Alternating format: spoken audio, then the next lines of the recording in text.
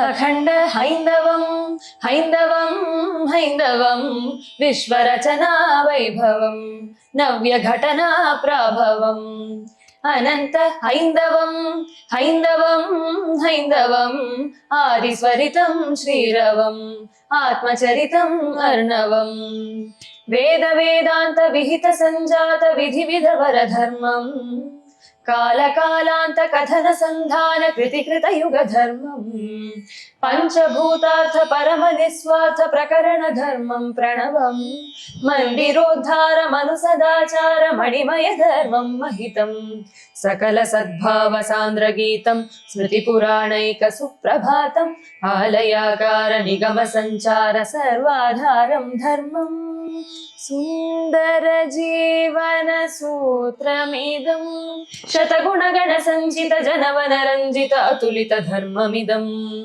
ఘన సనాతనం జయతు సత్యయానం నిత్య నిర్మలం కాలం నియత ఖేళనం ఢం ఢం ఢమరుకఢక్కనాదలయకారామృత సదా యస్య వై భం భం భం భవభూతనాశ త్రిపురాకారం త్రినేత్రేశ్వరం ఘం ఘం ఘం ఘతఘోషనాద ఘన గౌరీశం ప్రతీతేశ్వరం ఝం ఝం ఝం ఝణ ఝంఝనాద ఝణనం ధ్యాయేత్ శివం శంకరం ఓంకార హైందవరక్షాయ శ్రితజనపాలాయ శంకరా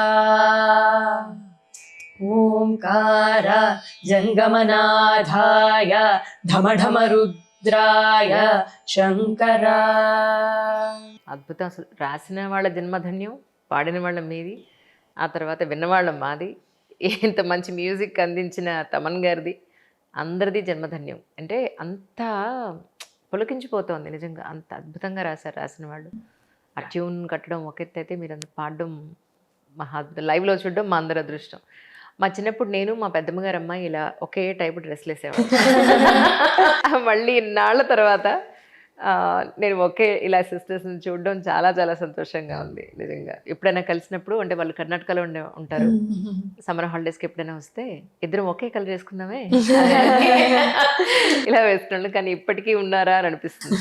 ఇప్పుడు పిల్లల్ని వేసుకోమంటే, నేను రీసెంట్గా మా కజిన్స్ని ఎదురు మా అమ్మాయిని వాళ్ళ అమ్మాయిని వేసుకోమంటే, బ్యాండ్ మేళంలాగా ఒకే డ్రెస్ వేసుకోమంటామా అని అన్నారు. అవి మీ మొహల్లా ఉంది, it shows hour unity and affection. అలా ఉండదు, బట్ ఎందుకో సంహౌ మీరు ఇలా ఉండడం నాకు చాలా చాలా సంతోషంగా ఉంది. మీ ఇద్దరి సంస్కారం, మీ ఇద్దరి చదువు, ఏదైతే మీరున్న ఈ విధానం ఉందో, అంటే ఇప్పుడున్న ఫ్యాషన్స్కి, ప్యాషన్కి, ఇప్పుడున్న అలవాట్లకి, ఫ్రెండ్షిప్స్కి, అన్నింటికీ చాలా భిన్నంగా ఉన్నారు మీరు. చాలా ఫోకస్డ్గా మీ కెరియర్ మీద, మీ ఎడ్యుకేషన్ మీద, అండ్ మోర్ ఓవర్ సంగీతం మీద. సంగీతం అనేది మీ హాబీ అని అనుకోవచ్చా? దీని అంతటికీ ముఖ్య కారణం ఎవరు అని అంటే, మీరు ఇంత పద్ధతిగా ఉండడానికి ముఖ్య కారకులు అంటే ఎవరని చెప్తారు?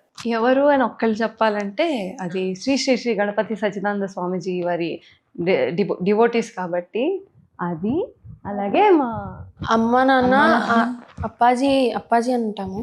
అప్పాజీ ప్రిన్సిపల్స్ని ఫాలో అవుతూ అమ్మ నాన్న ఇలా మమ్మల్ని ఈ మ్యూజిక్ కానీ మెడిసిన్ కానీ తీసుకోవడానికి main reason parents and family, because of Appaji first initial journey మ్యూజిక్లో హాబీగానే స్టార్ట్ అయ్యింది తనది. నేను అప్పటికి ఇంకా పుట్టలేదు కూడా. అమ్మకి బాగా ఇంట్రెస్ట్, సో వీణ నేర్చుకోవాలి అని ఒక టీచర్ని, మ్యూజిక్ టీచర్ని, శైలజ వాణిశ్రీ గారని, ఆవిడని మేము నెల్లూరులో ఉంటాం. సో ఆవిడ వచ్చి అమ్మకి నేర్పించేవాళ్ళు. సో తిను వింటూ ఉండేది. అండ్ మా తాత వల్ల స్కూల్కి వెళ్ళేటప్పుడు భజన్స్ పాడుతూ అలా వెళ్తూ ఉండేది. అలా నేర్చుకుంటూ జాలీగా నేర్చుకునేది. స్లోగా అమ్మ నాన్న ఇద్దరు డాక్టర్సే. So Indian medical doctors. So Indian medical association ఒకటేదో నెల్లూరులో కాంపిటీషన్ ఏదో జరిగితే అమ్మ నాన్న తనకి 2 years అప్పుడు తనని తీసుకెళ్లారు. అమ్మ ఒక చిన్న భజన నేర్పించింది, అది పాడింది, తనకి ఫస్ట్ ప్రైజ్ వచ్చింది. ఓ, గుర్తుందా మీకు ఇప్పుడు అది? గం గణపతి. ఓహో, గం గణపతి. గం గం గణపతి వినాయక, గం గం గణపతి వినాయక, క్షిప్ర గణపతి వినాయక, క్షిప్ర గణపతి వినాయక, విభ్రమ దూర వినాయక, విభ్రమదూర వినాయక గం గం గణపతి వినాయక. దీనికి అప్పట్లో ఫస్ట్ ప్రైజ్ వచ్చిందా? సో నైస్ చెల్లి. ఎంత వయసు ఉండదు చెప్పండి మీది? అప్పుడు నేను 2 years ఏజ్. అదే 2 years.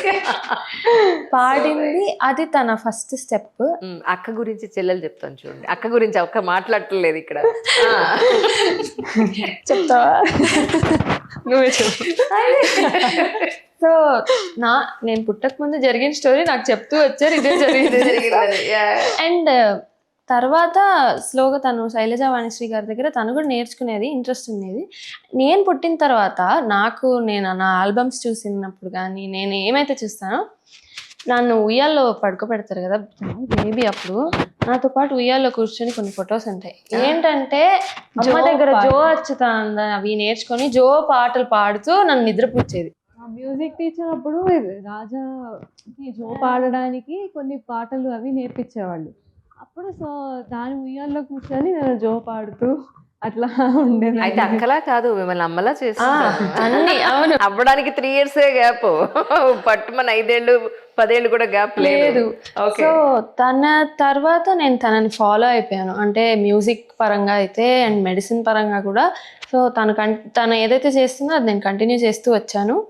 అండ్ మ్యూజిక్ని అమ్మా నాన్న ఇలా బాగుంది, బాగా డెవలప్ అవుతున్నారు అనేది చూసి they wanted to take us to the next step. And ఇంట్లో ఫ్యామిలీ అందరూ కూడా బాగా పాడుతున్నారు, ఇంకా పై స్థాయికి తీసుకెళ్ళాలి అని చెప్పారు. అండ్ సో మేము హైదరాబాద్లో వైజర్స్ బాలసుబ్రహ్మణ్యం గారి దగ్గర నేర్చుకోవడం స్టార్ట్ చేసాం. ఫస్ట్ ఎక్కడ నేర్చుకున్నారు కర్ణాటక సంగీతం మీరు?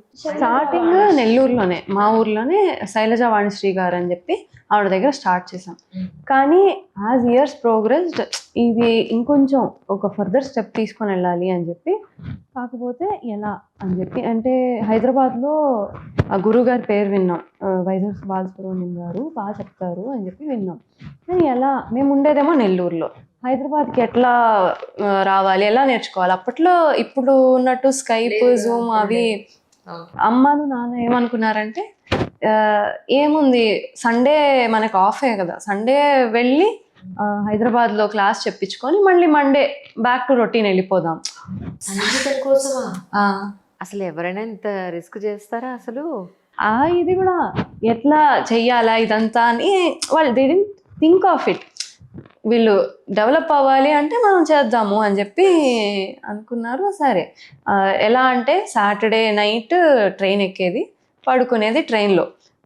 సండే మార్నింగ్ హైదరాబాద్కి వచ్చేవాళ్ళం, గురువుగారి క్లాసులు చూసుకునే వాళ్ళం, ప్రాక్టీస్ చేసుకొని మళ్ళీ చార్మినార్లో బ్యాక్.